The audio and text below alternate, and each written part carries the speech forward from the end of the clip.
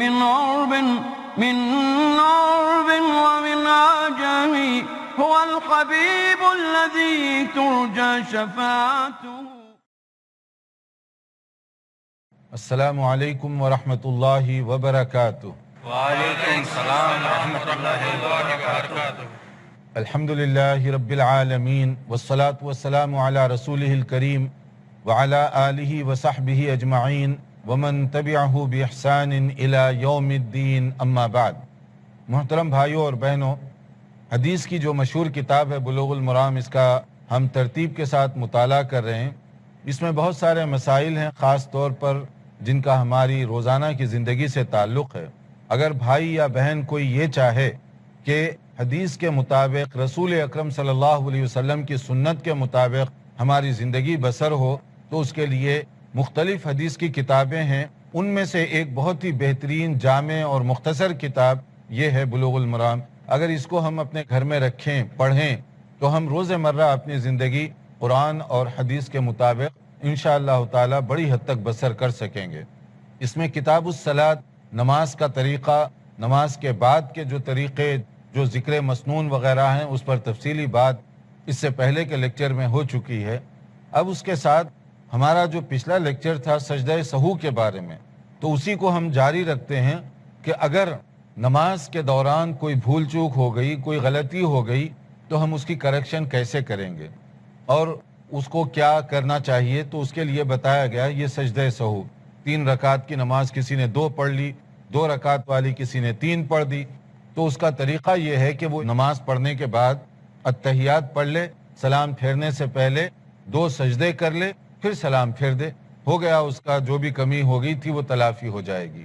ایک دوسرا طریقہ یہ ہے کہ آپ پوری نماز پڑھ لیجئے، اتحیات کے بعد درود وغیرہ پڑھنے کے بعد سلام پھیر دیجئے، پھر اس کے بعد 2 سجدے کر لیجئے. اس طرح بھی آپ کی نماز اور سجدہ سہو مکمل ہو جائے گا. یعنی اس میں بڑی گنجائش رکھی ہوئی ہے، ان دونوں میں سے کوئی بھی عمل کریں. یہ دونوں عمل جو ہے صحیح احادیث کے ساتھ زیادہ وزنی اور زیادہ ثابت ہیں. اب آپ دیکھیے نبی کریم صلی اللہ علیہ وسلم عموماً کس طریقے سے کیا کرتے تھے. جیسے اس میں بتایا گیا کہ ایک مرتبہ ایسے ہوا ان نبی صلی اللہ علیہ وسلم صلی بہم الظہر فقام الرکعتین الاولیین ولم یجلس فقام الناس معه، کہ نبی کریم صلی اللہ علیہ وسلم نے ایک مرتبہ نماز پڑھائی، 4 رکعت کی ظہر کی نماز تھی. دوسری رکعت میں تشہد کے لیے آپ اتفاق سے نہیں بیٹھے. اب صحابہ کرام نبی صلی اللہ علیہ وسلم کو لقمہ دیتے ہوئے تکلف کیے کہ یہ تو نہیں دے سکتے، تو وہ بھی ٹھہر گئے.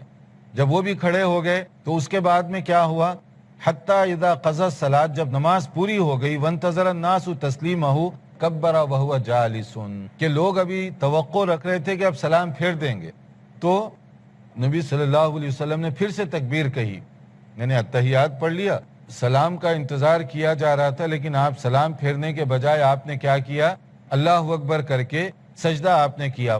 وَسَجَدَ سَجْدَتَيْنِ قَبْلَ أَن يُسَلِّمْ، کہ 2 سجدے آپ نے کیے سلام پھیرنے سے پہلے. ثُمَّ سَلَّمْ، پھر اس کے بعد میں آپ نے سلام پھیرا. تو اس کا معنی کیا نکلا کہ اگر کوئی اس طرح کی بات ہو گئی اور بعد میں آپ کو یاد آیا، تو آپ بعد میں اتحیات تو نہیں پڑھیں گے. صرف اس کا طریقہ یہ ہے کہ سلام پھیرنے سے پہلے 2 سجدے کر لیں، پھر سلام پھیر دیں. اس طرح سے آپ کے لیے مسئلہ ختم ہو گیا. جو دل میں وسوسہ یا ایک ڈاؤٹ پیدا ہو سکتا تھا، وہ ڈاؤٹ اور وسوسہ بھی آپ کا اس کے بعد ختم ہو جانا چاہیے. اور کبھی ایسے بھی ہوا، جیسے اگلی حدیث میں جو بات بتائی گئی ہے کہ اس کا یہ ہے کہ 2 رکعت میں ایک مرتبہ آپ نے سلام پھیر دیا، 4 رکعت کے بجائے 2 رکعت میں سلام پھیر دیا. تو اس کا طریقہ کیا ہے، بعد میں اگر فوری کوئی بتائے تو آپ اسی وقت کھڑے ہو جائیں اور 2 رکعت پڑھ لیں جو کم ہو گئے تھے. مان لیجئے ظہر کی 2 رکعت پڑھی، سلام پھیر دیا، کسی نے لقمہ بھی نہیں دیا، کچھ اشارہ بھی نہیں دیا. سلام پھیرنے کے بعد فوری آپ کو یاد آیا یا کسی نے بتایا کہ حضرت آپ نے تو 2 ہی رکعت پڑھے ہیں، تو فوری طور پر آپ کھڑے ہو جائیں اور جو 2 رکعت چھوٹی تھیں وہ پڑھ لیں اور اس کے بعد میں سجدہ کر لیں. سلام پھیرنے سے پہلے 2 آپ سجدے کر لیں، یہ آپ کے لیے کافی ہو جائے گا. آپ کی نماز پوری ہو گئی. جیسے کہا گیا کہ صلی نبی صلی اللہ علیہ وسلم احدى صلاتي العشی رکعتین، نبی کریم صلی اللہ علیہ وسلم نے ایک نماز تھی ظہر یا عصر کی، جس کے اندر یہ اتفاق سے 2 رکعت آپ نے پڑھی. ثم سلم، پھر آپ نے سلام پھیر دیا. تو پھر کیا ہوا؟ ثم قام الى خشبة فی مقدمۃ المسجد، پھر ایک لکڑی جو ستون تھا وہاں پر، پلر، وہاں پر آپ ٹھہر گئے. کوئی گہری سوچ میں آپ تھے تو وہاں ٹھہر کر آپ کچھ سوچ رہے تھے. تو اس میں فوضع یدہ علیہا، آپ اپنا ہاتھ اس پر رکھ کر کھڑے ہو گئے اور سوچ رہے تھے. اور وہ جو لوگ تھے اس میں ابو بکر و عمر رضی اللہ عنہما بھی موجود تھے، فہابہ، لیکن وہ لوگ ڈرے سہمے ہوئے تھے کہ اب نبی صلی اللہ علیہ وسلم کو جا کر بولیں کہ حضرت یہ بات ہو گئی. تو وہ ذرا چوکنا تھے، دیکھ رہے تھے کہ ماجرا کیا ہوا. تو وہ لوگ کوئی بات نہیں کر رہے تھے. تو اس میں کیا ہوا؟ وَخَرَجَ سَرْعَانَ النَّاسِ فَقَالُوا، کچھ لوگ نکل گئے مسجد سے اور کچھ لوگوں نے کہا اقصرت الصلاۃ، کیا نماز کم ہو گئی یا کیا ہے؟ آپس میں بول رہے ہیں، نبی کو نہیں، آپس میں بات کرتے ہوئے شاید نماز کم ہو گئی یا کوئی بات ہو گئی. لیکن وہ چلے گئے مسجد سے باہر، کچھ وہیں پر ٹھہرے رہے. اب اس کے بعد یہ ہوا کہ وَرَجُلٌ يَدْعُوهُ النَّبِي صلی اللہ علیہ وسلم ذَا الْيَدَيْنِ، ایک صحابی تھے جن کو نبی صلی اللہ علیہ وسلم محبت سے 2 ہاتھوں والے کہتے تھے. اب کسی کے 3 ہاتھ تو نہیں ہے نا، ہاتھ تو سب کے 2 ہیں، لیکن بعض اوقات محبت اور پیار سے کہتے ہیں کہ آئیے وہ ذو الیدین، یعنی 2 ہاتھوں والے تشریف لائیے. تو آپ نے مختلف صحابہ کو پیار و محبت اور شفقت سے مختلف لقب دیے تھے، جیسے حضرت ابو ہریرہ. اب ہریرہ ان کا اتنا مشہور ہو گیا کہ اصل نام سے کم ہی لوگ واقف ہیں، سبھی لوگ ان کو ابو ہریرہ کہنے لگے. بلی سے ہو سکتا محبت تھی تو نبی صلی اللہ علیہ وسلم نے ان کے لیے یہی بات کہی تو وہ بہت فیمس ہو گئی. اسی طرح سے دیکھیں ابو التراب، حضرت علی رضی اللہ عنہ کو ایک مرتبہ بیٹھے ہوئے تھے، مٹی ان کے بدن پہ لگ رہی تھی تو آپ نے فرمایا کہ قم یا ابو التراب، کہ ابو تراب اٹھو، یہ کیا مٹی میں سارا جسم لگائے ہوئے ہو. وہ ابو التراب ان کو اتنا پسند آ گیا کہ لقب ہی پڑ گیا ان کا ابو التراب. تو اس طرح کے القاب نبی صلی اللہ علیہ وسلم پیار اور محبت سے صحابہ کو بلایا کرتے تھے، جس میں ان کی توہین نہیں ہوتی، انسلٹ نہیں ہوتی، بلکہ وہ زیادہ اس کو خوشی محسوس کرتے تھے، زیادہ آنر محسوس کرتے تھے. اس طرح کے القاب. تو اب وہ جو ذو الیدین تھے 2 ہاتھوں والے، انہوں نے بڑے ادب سے پوچھا، اے اللہ کے نبی صلی اللہ علیہ وسلم، انسیتا ام قصرت الصلاۃ، کیا آپ بھول گئے آج نماز میں یا اتفاق سے نماز کم ہو گئی؟ پوچھنے کا انداز بھی دیکھیں، پیار بھرا انداز، کہ نماز کم ہوگی تو پھر تو بات بن گئی ہماری بھی کہ اللہ کی طرف سے اگر یہ حکم آیا تو 4 کے بجائے آپ 2 پڑھا کریں گے. پہلے یہ پوچھ رہے ہیں یا آپ سے بھول تو نہیں ہو گئی؟ تو نبی صلی اللہ علیہ وسلم نے تو جان کر تو کچھ نہیں کیا تھا نا، انجانے میں ہو گئی تھی. تو آپ نے فرمایا لم انسا ولم تخسر، نہ میں نے بھولا ہے نہ نماز کے کم ہونے کا کوئی حکم آیا اللہ کی طرف سے. پھر وہ سمجھ گئے اس کا مطلب آپ سے بھول ہوئی ہے. تو انہوں نے کہا قال بلا قد نسیتا، یقیناً آپ سے بھول ہوئی ہے. تو نبی صلی اللہ علیہ وسلم نے میک شور کیا اور صحابہ سے، یہ کیا کہہ رہے ہیں ذو الیدین؟ کہا کہ ہاں ایسے ہی ہے، 2 ہی رکعت آپ پڑھا ہے. تو پھر آپ نے کیا کیا؟ فصلی رکعتین، پھر آپ نے 2 رکعت پڑھائے. ثم سلم، پھر آپ نے سلام پھیرا. ثم کبر، پھر آپ نے تکبیر کہی. فسجد مثل سجودہ او اطول، پھر عام سجدے جیسے کرتے ہیں وہ یا اس سے تھوڑا سا لمبا آپ نے سجدہ کیا. ثم رفع راسہ فکبر، پھر اللہ اکبر کہہ کے آپ اٹھے. ثم وضع راسہ فکبر، پھر آپ نے دوبارہ تکبیر کہتے ہوئے دوسرا سجدہ کیا. فسجد مثل سجودہ او اطول ثم رفع راسہ وکبر، جو نارمل سجدہ ہے وہ یا اس سے تھوڑا سا لمبا سجدہ آپ نے کیا. پھر اس کے بعد میں آپ اللہ اکبر کہہ کے اٹھے. تو اس کا مطلب کیا ہے؟ پہلی حدیث کے مطابق سجدہ سہو سلام پھیرنے سے پہلے آپ نے کیا، دوسری حدیث کے مطابق سجدہ سہو آپ نے سلام پھیرنے کے بعد کیا. تو یہ دونوں حدیث سے اور نبی صلی اللہ علیہ وسلم کی جو پریکٹس ہے اس سے ثابت ہیں. اگر کبھی مسٹیک ہو جائے تو ان دونوں میں سے کسی ایک پہ عمل کیا جا سکتا ہے. پورا تحیات وغیرہ پڑھ لیجئے، سلام پھیرنے سے پہلے 2 سجدے کر لیجئے، ہو گیا. یا نہیں، سلام پھیر کر اگر آپ 2 سجدے کریں گے تو پھر بھی ہو جائے گا. تو اس طرح سے آپ کے لیے کوئی پرابلم نہیں ہوگا. اب ایک مسئلہ یہ ہے کہ اگر کبھی ایسے اتفاق ہو جائے کہ پتہ نہیں چل رہا، نماز میں ٹھہرے ہوئے ہیں، کبھی ہوتا ہے نا، وہ جیسے ہم نے اس سے پہلے کہ نماز شروع ہوتے ہی پلاٹ خریدنے کی بات آ جاتی ہے، زمینداری کی بات آتی ہے، شیطان مختلف وسوسے ڈالتا ہے. تو کبھی کبھی ایسے ہوتا ہے کہ آدمی کنفیوز ہو جاتا ہے کہ پتہ نہیں 3 رکعت ہوئی یا 4 ہوئی. تو پھر کیا کرنا چاہیے؟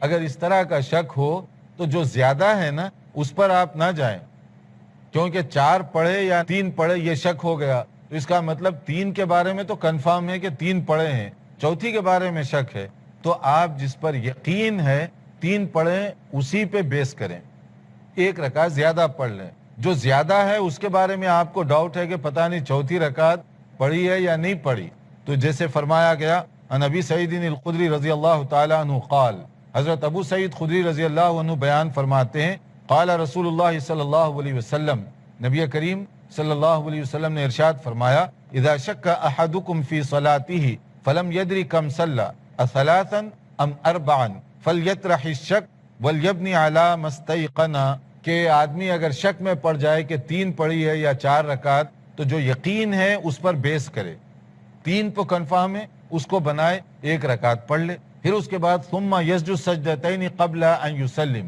پھر سلام پھیرنے سے پہلے 2 سجدے کر لے، جو سجدہ سہو کا طریقہ ہے۔ اگر فَإِن كَانَ صَلَّى خَمْسًا شَفَعْنَا لَهُ صَلَاتَهُ، کہ اگر وہ 5 پڑھ لیا تھا وہ اس کے لیے نفل بن جائے گی جو اس نے زیادہ اضافہ کیا ہے۔ وَإِن كَانَ صَلَّى تَمَامًا، اگر اس نے جو ہے کم پڑھا تھا 1 رکعت کی وجہ سے پورا ہو گیا، تو اس کا کیا ہوگا؟ كَانَتَ تَرْغِيمًا لِلشَّيْطَانِ، شیطان کو ذلیل کرنے کا ایک طریقہ ہوگا، شیطان نے آپ کو کنفیوز کرنا چاہا، آپ نے شیطان کو کیا کیا؟ شکست دے دی، تو شیطان ذلیل و خوار ہوا اس کی وجہ سے۔ تو یہ دونوں طریقے بتائے گئے، یہ صحیح مسلم کی حدیث ہے۔ تو اس کا مطلب کیا ہے؟ نماز میں بھول چوک یہ اتفاقاً ہو سکتی ہے، انسان ہے، بشر ہے، اگر زندگی میں چاہے 2-3 مرتبہ ہی کیوں نہ ہو۔ نبی صلی اللہ علیہ وسلم سے بھی یہ واقعہ ہوا، تو اب دیکھیے نبی صلی اللہ علیہ وسلم کا جو مقام ہے اس کو سامنے رکھتے ہوئے یہ اللہ کی حکمت تھی، اگر نبی سے یہ بات ہوئی تبھی تو مسئلے ہمارے سامنے آئے، تو اس کا معنی یہ ہوا کہ بڑے سے بڑے متقی اور پرہیزگار سے بھی کبھی اس طرح کا اتفاق ہو سکتا ہے۔ اگر اس طرح کا اتفاق ہو تو سجدہ سہو کرنے سے وہ بات ختم ہو جائے گی، نماز آپ کی مکمل ہو جائے گی۔ مزید باتوں کے لیے دیکھتے رہیے پروگرام، ایک مختصر وقفے کے بعد انشاءاللہ دوبارہ حاضر ہوں گے۔ محمد سید الکونین والثقلین۔ ناظرین، وقفے سے پہلے ہم بتا رہے تھے عن ابی سعید الخدری رضی اللہ تعالی عنہ قال، حضرت ابو سعید خدری رضی اللہ عنہ بیان فرماتے ہیں، قال رسول اللہ صلی اللہ علیہ وسلم، نبی کریم صلی اللہ علیہ وسلم نے ارشاد فرمایا، اذا شک احدکم فی صلاتہ فلم یدری کم صلی اثلاثا ام اربعا فلیطرح الشک ولیبنی علی ما استیقن، کہ آدمی اگر شک میں پڑ جائے کہ 3 پڑھی ہے یا 4 رکعت، تو جو یقین ہے اس پر بیس کرے، 3 تو کنفرم ہے، اس کو بنائے 1 رکعت پڑھ لے، پھر اس کے بعد ثم یسجد سجدتین قبل ان یسلم، پھر سلام پھیرنے سے پہلے 2 سجدے کر لے، جو سجدہ سہو کا طریقہ ہے۔ اگر فَإِن كَانَ صَلَّى خَمْسًا شَفَعْنَا لَهُ صَلَاتَهُ، کہ اگر وہ 5 پڑھ لیا تھا وہ اس کے لیے نفل بن جائے گی جو اس نے زیادہ اضافہ کیا ہے۔ وَإِن كَانَ صَلَّى تَمَامًا، اگر اس نے جو ہے کم پڑھا تھا 1 رکعت کی وجہ سے پورا ہو گیا، تو اس کا کیا ہوگا؟ كَانَتَ تَرْغِيمًا لِلشَّيْطَانِ، شیطان کو ذلیل کرنے کا ایک طریقہ ہوگا، شیطان نے آپ کو کنفیوز کرنا چاہا، آپ نے شیطان کو کیا کیا؟ شکست دے دی، تو شیطان ذلیل و خوار ہوا اس کی وجہ سے۔ تو یہ دونوں طریقے بتائے گئے، یہ صحیح مسلم کی حدیث ہے۔ تو اس کا مطلب کیا ہے؟ نماز میں بھول چوک یہ اتفاقاً ہو سکتی ہے، انسان ہے، بشر ہے، اگر زندگی میں چاہے 2-3 مرتبہ ہی کیوں نہ ہو۔ نبی صلی اللہ علیہ وسلم سے بھی یہ واقعہ ہوا، تو اب دیکھیے نبی صلی اللہ علیہ وسلم کا جو مقام ہے اس کو سامنے رکھتے ہوئے یہ اللہ کی حکمت تھی، اگر نبی سے یہ بات ہوئی تبھی تو مسئلے ہمارے سامنے آئے، تو اس کا معنی یہ ہوا کہ بڑے سے بڑے متقی اور پرہیزگار سے بھی کبھی اس طرح کا اتفاق ہو سکتا ہے۔ اگر اس طرح کا اتفاق ہو تو سجدہ سہو کرنے سے وہ بات ختم ہو جائے گی، نماز آپ کی مکمل ہو جائے گی۔ اسی طرح سے ایک مرتبہ ایسے بھی ہوا اتفاق کہ جیسے بعض موقعوں پر دیکھا گیا کہ آپ کچھ پڑھنا بھول جاتے ہیں، جیسے تشہد پڑھنا بھول گئے آپ، تو کیا کریں گے؟ دوبارہ تشہد نہیں پڑھیں گے دوسری رکعت میں بیٹھ کر، بلکہ وہ 2 سجدے جو کریں گے وہی آپ کے لیے کافی ہو جائیں گے۔ تو اس کے لیے آپ کو کوئی پریشانی یا اس میں زیادہ تکلف کرنے کی آپ کے لیے کوئی ویسے ضرورت نہیں ہے۔ یہ مسئلہ کلیئر ہوا؟ اگر اس کے اندر آپ کوئی چیز پوچھنا چاہیں تو پہلے پوچھ سکتے ہیں قبل اس کے کہ ہم آگے بڑھیں۔ جی، آپ کچھ پوچھنا چاہتے ہیں؟ سجدہ سہو کب کب واجب ہے؟ مثال کے طور پر اگر سورہ فاتحہ پڑھتے ہیں ظہر کی پہلی رکعت میں اور اس کے بعد کوئی سورت بھول جاتے ہیں तो क्या सजदे सहू वाजिब होगा? सजदे सहू कब कब वाजिब है? देखिए, सजदे सहू अगर नमाज की कोई अहम और मसनून चीज़ जो है उसको छोड़ देते हैं, भूल जाते हैं, तो उस वक्त आपको सजदे सहू करना चाहिए। और अगर नमाज पूरी होने तक भी आपको याद ना आए तो फिर तो कोई सजदे सहू नहीं है आपके लिए। मसलन अत्तहियात नहीं पढ़े आप दूसरी रकात का, और बाद में भी याद नहीं आया, बाद में जाकर आपको याद आया किसी वक्त में 2-4 घंटे गुजरने के बाद, तब तो आप सजदे सहू भी नहीं करेंगे। उसी वक्त अगर याद आया है तब तो आप सजदे सहू, नमाज दोनों तरीके जो है उसमें से कोई एक तरीके पर अमल कर सकते हैं। कोई भी अहम चीज़ छूट गई फिर आप सजदे सहू कर सकते हैं। जैसे 2 रकात वाली नमाज 3 हो गई, 3 रकात वाली 2 हो गई, तब भी आप सजदे सहू करेंगे। और कोई बात है इसमें? जी, आप कुछ। शेख, मेरा सवाल ये है कि सूरा जो है तो तरतीबवार नहीं पढ़ा जाए तब जो है तो सजदे सहू हो सकता है? देखिए, कुरान करीम की सूरतें अगर तरतीब से ना पढ़ी गई हों तो क्या सजदे सहू उसके लिए ज़रूरी है? मसलन कुल औज़ु बिरब्बिन नास और कुल औज़ु बिरब्बिल फलक है, तो कुल औज़ु बिरब्बिन नास आप पहली रकात में पढ़ लिए, फिर कुल औज़ु बिरब्बिल फलक दूसरी रकात में पढ़े, उल्टा हो गया ना। पहले कुल औज़ु बिरब्बिल फलक पढ़ना चाहिए फिर कुल औज़ु बिरब्बिन नास, मगर आप उल्टा कर लिए, तो क्या ऐसी सूरत में सजदे सहू है? बिल्कुल नहीं है। बेहतर है, मुनासिब है कि आप तरतीब के साथ पढ़ें कुरान करीम, लेकिन अगर तरतीब आगे पीछे हो जाए तो इसकी वजह से कोई सजदे सहू नहीं है।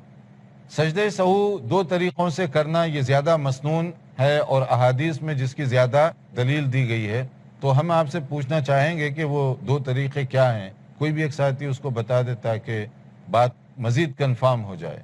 कोई आप बताएं। जी। तशहुद के बाद सलाम फेरने से पहले 2 सजदे कर ले, ये उसकी पहली सूरत है, और दूसरी सूरत ये है कि सलाम फेरने के बाद भी वो 2 सजदे कर सकता है। पूरा तहियात वगैरह पढ़ने के बाद जब रेडी है सलाम फेरने पर, तो सलाम ना फेरे बल्कि 2 सजदे करे फिर सलाम फेर दे। एक तरीक़ा ये हुआ, और दूसरा तरीक़ा ये है कि सलाम फेर दे फिर उसके बाद अलग से 2 सजदे करे। दोनों तरीक़ों में से आप अमल कर सकते हैं, दोनों तरीक़े दुरुस्त हैं। अब आइए उसके बाद एक और चीज़ है, सजदे तिलावत जिसको कहा जाता है। सजदे तिलावत आम तौर पर वो सजदा है जो कुरान करीम की बाज़ सूरतें जैसे हम पढ़ते हैं तो उस मौके पर वो करना चाहिए।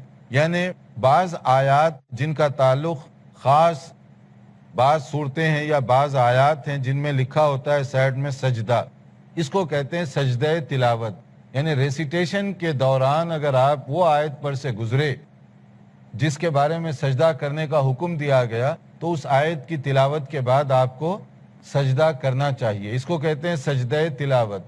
तो कुरान करीम में मुख्तलिफ जगहों पर इसका जिक्र किया गया, यानी मुख्तलिफ सजदे हैं कुरान करीम में।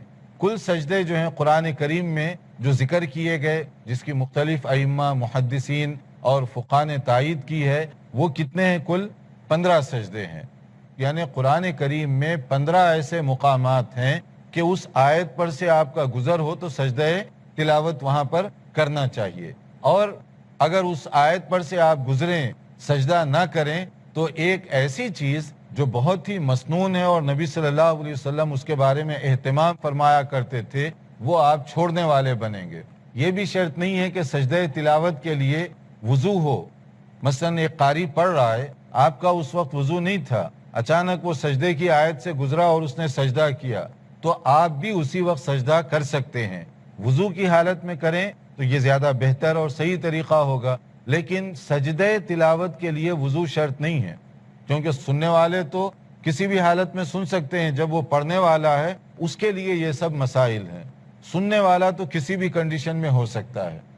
तो इसीलिए आप देखेंगे क़ियामुल लैल और तरावी वगैरह की नमाज में उमूमन सजदे तिलावत वगैरह करते हैं, तो हाफिज़ साहब जब वो उस आयत पर से गुजरते हैं तो सारे लोग सजदा करते हैं। बल्कि बाज़ जगहों पर तो बता दिया जाता है कि दूसरी रकात में सजदा होगा, पहली रकात में सजदा होगा, क्योंकि बहुत से नमाजी ऐसे हैं माशाअल्लाह उनको पता भी नहीं चलता।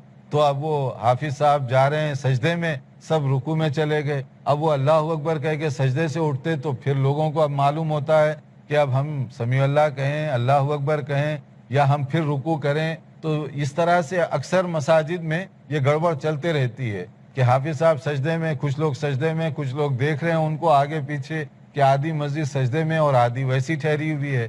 تو اس کا مطلب ہے کہ ہمارا نماز سے تعلق کتنا کم ہے، قرآن مجید کی تلاوت سے بھی کتنا کم ہے کہ نہ معنی کے اعتبار سے ہمیں سمجھ میں آیا کہ وہاں سجدہ تلاوت ہے، نہ الفاظ کے اعتبار سے سمجھ میں آیا۔ یہ لنک دور ہونے کی وجہ سے ہوتا ہے نا، اگر لنک قریب ہو تو ہم پھر صحیح طور پر جہاں تلاوت کا سجدہ کرنا چاہیے وہیں پر وہ سجدہ کریں گے انشاءاللہ تعالی۔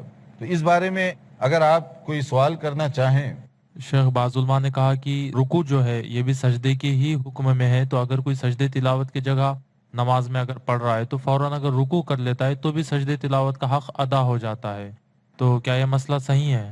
ہاں، اگر کوئی آدمی سجدے کی بجائے صرف رکوع کر لے تو دیکھیے یہ شارٹ کٹ کی جو عادت ہے نا اس کو ذرا چھوڑ دیں۔ اس میں صحیح طریقہ یہ ہے کہ آپ پراپر سجدہ کریں، کیونکہ یہی مسنون ہے کہ نبی کریم صلی اللہ علیہ وسلم سجدہ فرمایا اور صحابہ کرام نے بھی سجدہ کیا، تو اسی پر عمل کرنا چاہیے۔ لیکن یہ سجدہ جو ہے یہ ایسا نہیں ہے کہ اس کے چھوڑنے سے کوئی وہ گناہگار ہوگا، جیسے حدیث آ رہی ہے، دیکھیے ان عمر رضی اللہ تعالی عنہ قال یا ایھا الناس انا نمر بسجود، حضرت عمر رضی اللہ عنہ نے بیان فرمایا کہ لوگوں ہم سجدہ تلاوت کی آیات سے گزرتے ہیں، فمن سجد فقد اصاب، جس نے سجدہ کیا اس نے درست کیا، صحیح کیا، اور ومن لم یسجد فلا اثم علیہ، اور اگر کوئی سجدہ وہاں نہ کرے تو گناہ نہیں ہوگا اس کو۔ یہ نہ سمجھے کہ میں سجدہ نہیں کیا تو گناہگار ہو گیا، ایسے نہیں ہے۔ کیوں؟ ان اللہ تعالی لم یفرض السجود الا ان یشاء، اللہ تعالیٰ نے کوئی سجدہ وغیرہ فرض قرار نہیں دیا، لیکن آدمی خود کرے تو یہ اس کے لیے زیادہ بہتر ہے۔ تو اس حدیث کو صحیح بخاری میں بھی روایت کیا گیا اور بعض الفاظ اس کے موطا امام مالک کے اندر بھی ذکر کیے گئے۔ تکبیر کہنا جو ہے اللہ اکبر سجدہ تلاوت کے لیے، اس کے لیے صحیح سند نہیں ہے۔ دیکھتے رہیے ہمارا پروگرام، کیونکہ اس میں بہت سارے اور مسائل ہیں سجدہ تلاوت کے بارے میں، سجدہ شکر کے بارے میں، جو آئندہ لیکچر میں ہم انشاءاللہ تعالی پیش کرنے کی کوشش کریں گے۔ انتظار کیجیے آئندہ لیکچر کا۔ والسلام علیکم ورحمۃ اللہ وبرکاتہ۔ مولاي صل وسلم دائما أبدا على حبيبك خير الخلق كلهم محمد سيد الكونين والثقلين والفريقين من عرب ومن عجم، هو الحبيب الذي ترجى شفاعته، هو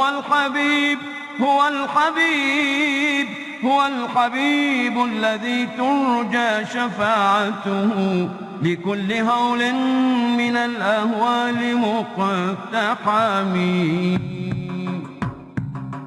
مولاي صل